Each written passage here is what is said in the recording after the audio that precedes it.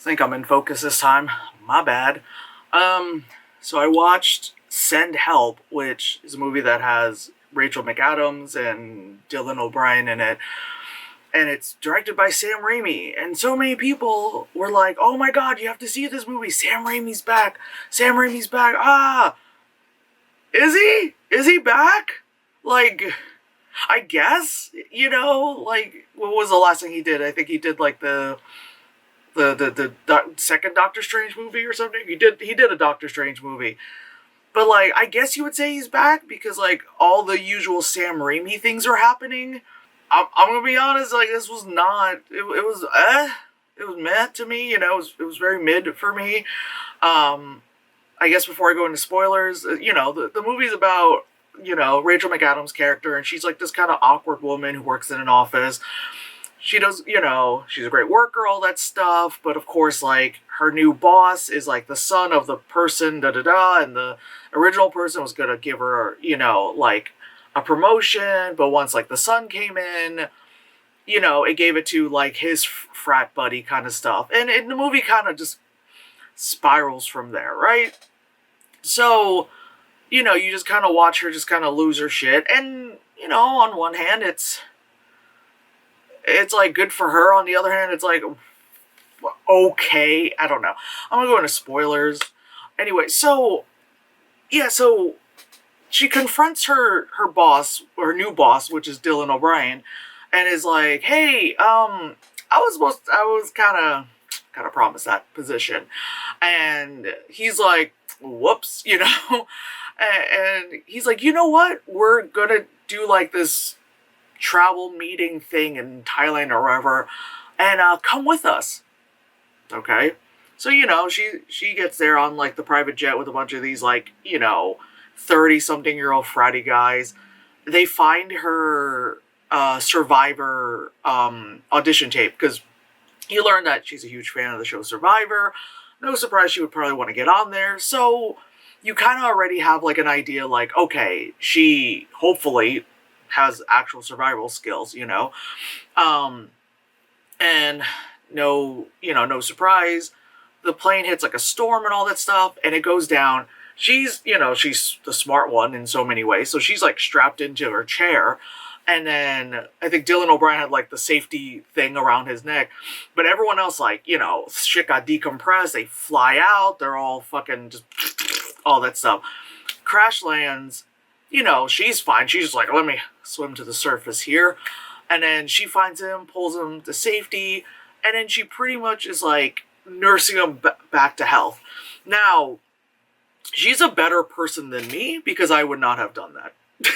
I would not have done that. I've been like, oh well. I mean, yeah, like I don't know if I would have even pulled him out of the water. I'm gonna be very honest. Like I'm, again, different type of person. Even if I did, you know what I mean? I'd just be like, there you are, rotting, maybe like whatever fat he might have on his body, use it, in the fire kind of stuff. Maybe use it to cook some of the fish, little oily fish right there, little sizzle sizzle.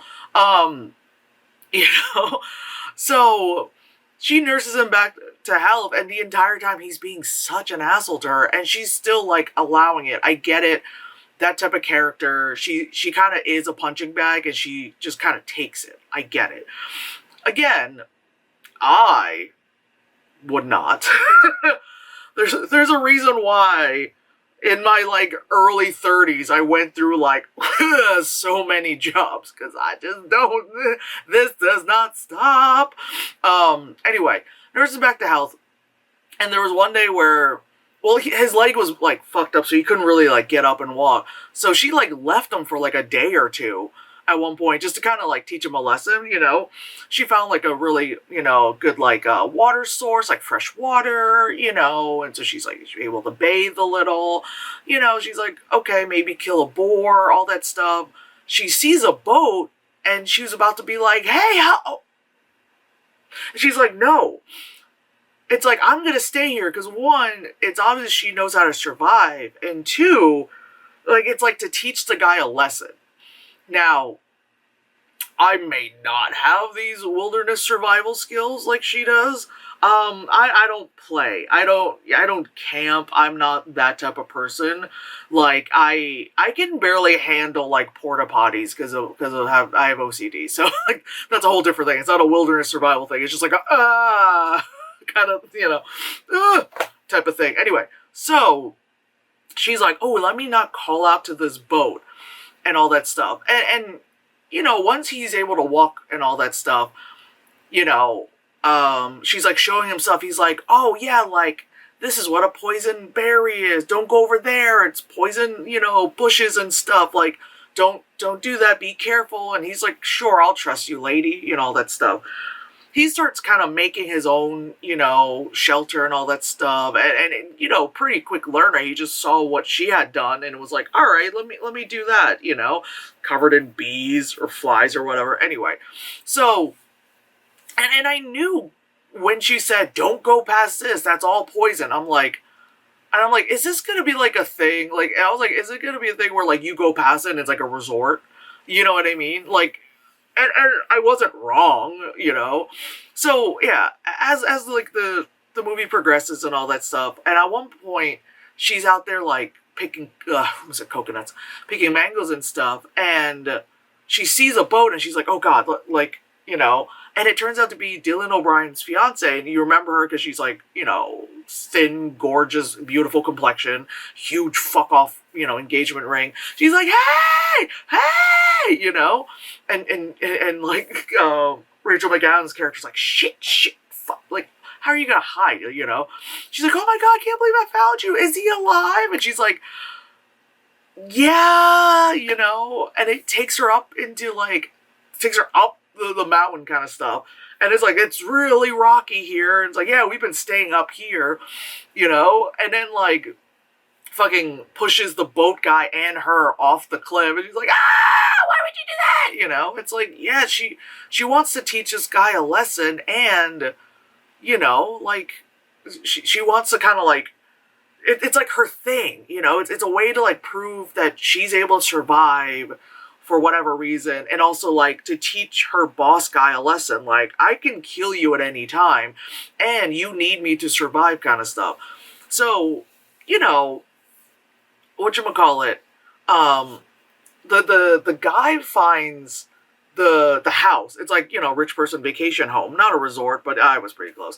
He finds the house and he's like, "What the fuck?" He goes in there and Rachel McAdams is like kind of Pulp Fiction-y, like on like the microphone. She's like, "I see you," and he's like, "What the fuck?" And again, it's what she said, it's like a Wall Street guy's like place. It doesn't matter. Like, she had obviously found it, was able to like break in, all that stuff.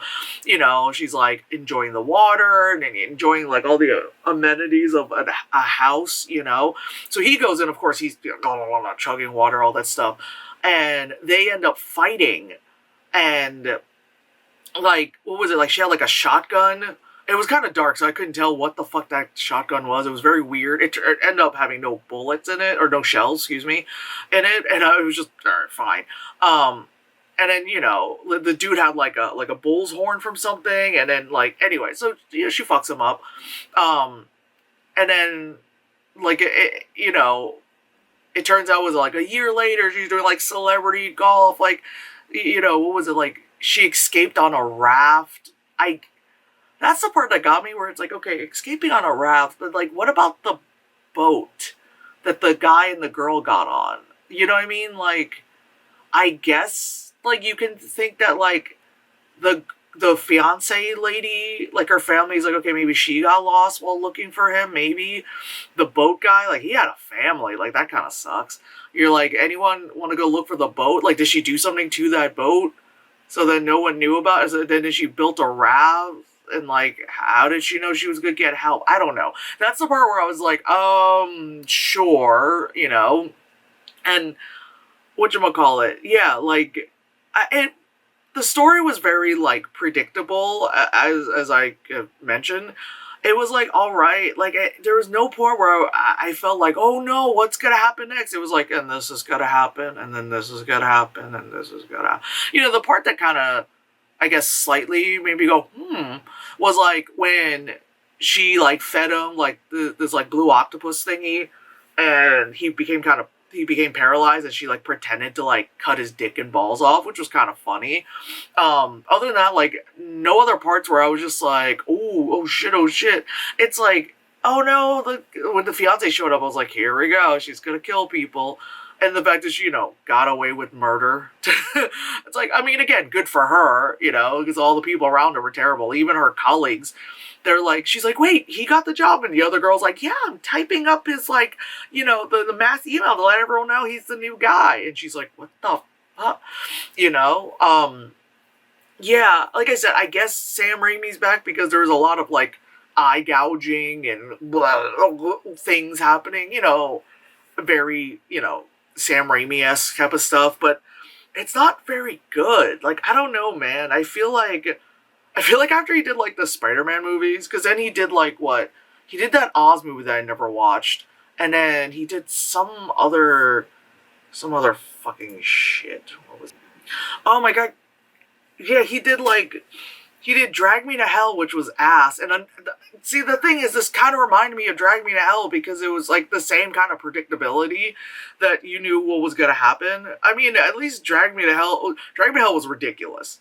Drag Me to Hell was just ridiculous because you're like this old lady, like just give her the fucking love. She's old and she put a curse at and then the blah blah blah, the vomit. Anyway, that movie I was like, Jesus, like what did I give that movie? Drag Me to Hell like 2 stars. Then he did Oz, Great and Powerful. I didn't watch it because it's James Franco and Mila Kunis, and you can't make me. I don't care enough.